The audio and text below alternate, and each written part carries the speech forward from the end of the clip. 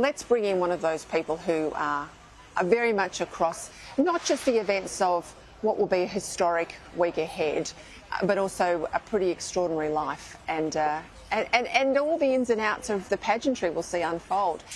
This is former ITN royal correspondent Nick Owens. Thank you for being with us, coming back to Australia. Let's start with the events of Thursday. We all knew the Queen was elderly and had mobility issues, and at 96, a death is not necessarily unexpected. But to see those pictures of her and the new Prime Minister, I don't think people would have thought it would happen as quickly as it did. No, indeed. I'm one of those who...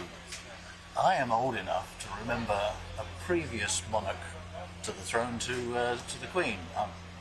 I was 5 years old when the Queen came to the throne, so, you know, we've been through this sort of thing. I was convinced that the Queen would live longer than her mother, and her mother went over 100.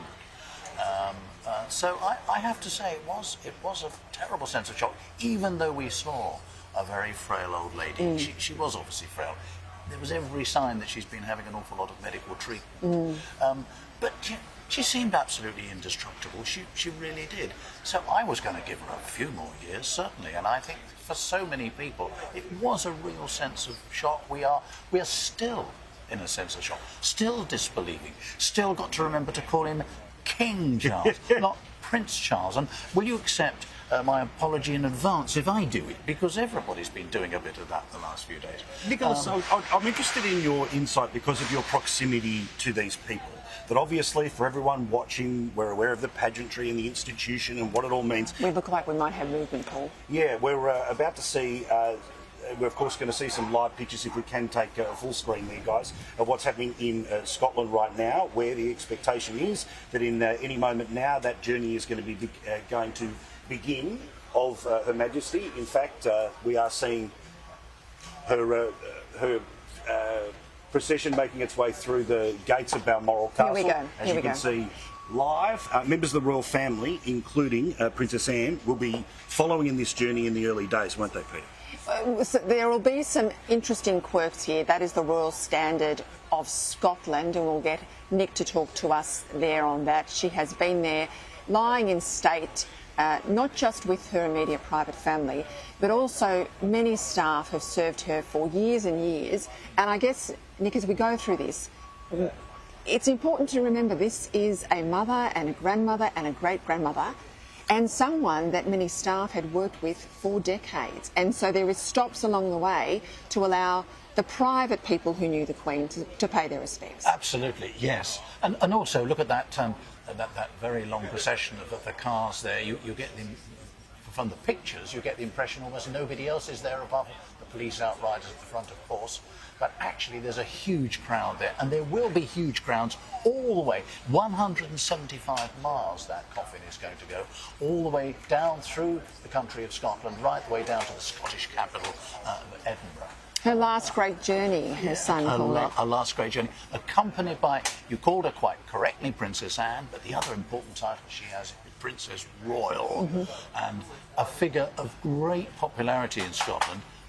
Very much a sort of, if I can put it this way, Scottish character. You know what I mean? Her father's daughter, I was thinking. Father's daughter would be an excellent way to put it. I think her father's daughter. Now, obviously, this being the first time that we've actually seen the Queen's coffin, and the multiple camera angles that you're going to see as it starts to leave Balmoral, while there have been multiple moments across the past few days of the reality of the event, just like any family member, but certainly somebody as significant as the Queen, to actually physically see the coffin is that level of finality. It's that extra moment that starts to have impact. As I was saying before, Nicholas, you had proximity to these people, you've known these people over a long period of time.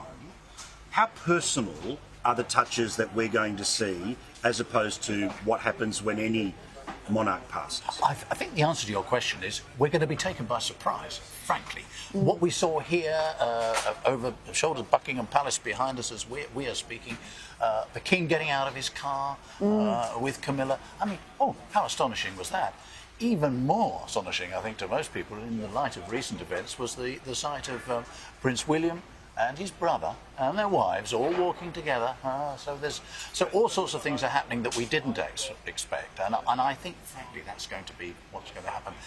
Yes, an awful lot of the ceremonial is going to be based on tradition. You can read pages and pages of what's to happen here, what's to happen there, but watch out for all the unexpected moments. Right, we're going to cross to Balmoral in just a moment, but I want to just also mention things like the movement of her coffin from the ballroom at Balmoral by gamekeepers. So it's not always the big and important that she has specifically involved in the next few days ahead of the funeral.